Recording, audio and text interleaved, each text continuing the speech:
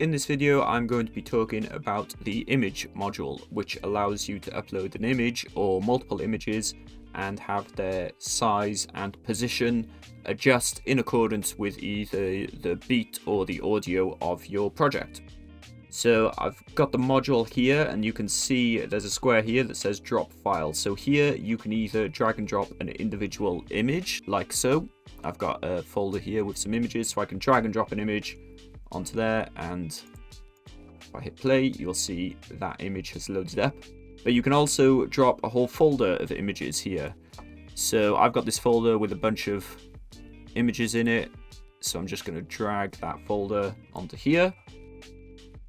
And now we can use this drop down and see we've got all these different images loaded up, and you can select them either with this drop down, or you can use these arrows down here to go backwards and forwards through the images. So here we've got size control. This controls the size or zoom of the image. So essentially you're zooming in and zooming out of it. As you start to get to the point where it's making the image smaller than its original aspect ratio, you can see we get this effect where the edges of the image are stretched out. I can double click it to get it back to its default size. Under here we've got this keep aspect ratio on or off button. Here I've got an image that is a square, and you can see keep ratio when it's off, it's stretching it to the 16:9 aspect ratio. If you click on, it keeps it its normal aspect ratio. So you'll only notice a difference there if your image is not 16:9 basically. And you can see it also doesn't do the stretching of the outside of the image when keep aspect ratio is on, whereas if I turn it off, it stretches it, and we can see that effect. It's there. You can have the images change in accordance with the BPM of your project using this button. So if you highlight this, it's going to change randomly. So if you've got multiple images loaded up here, it'll randomly go through them in accordance with your master beat control. So I've got it set to 1 note, so it's going to change in accordance with that, and I can make it change faster if I bump this up. I'm going to turn that off for now. Here we've got scroll and move controls. This scroll will make your image scroll up and down, and the further along you move it, the faster the movement is. And if you move it to the right, it's going to go up, and moving it to the left, it will make it go down.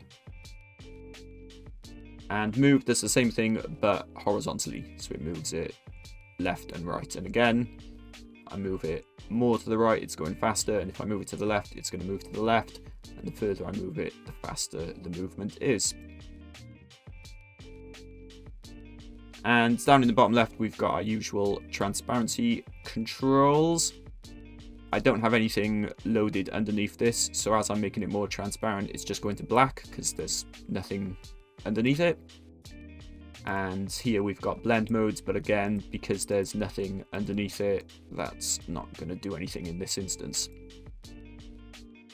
One thing that I like to do, especially with these images, because these images that I've got, they kind of zoom in.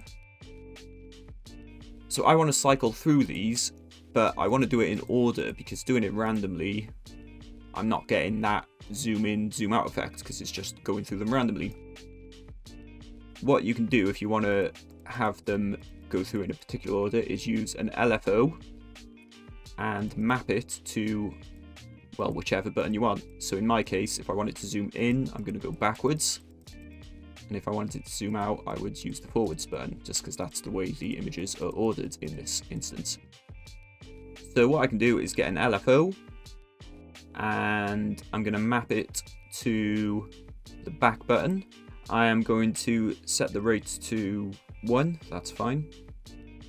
And I'm going to change this to square, just because that way we can make sure that it's changing exactly on beat.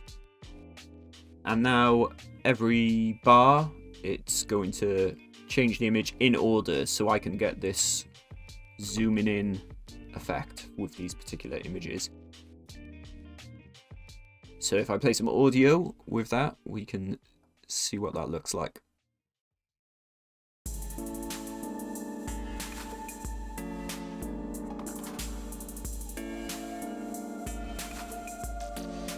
And then if I wanted to apply some movement, I can bump up this move dial.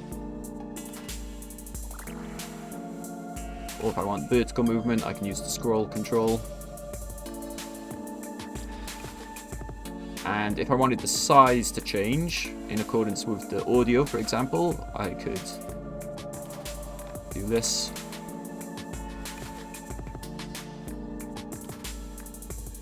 And I could have some movement with that.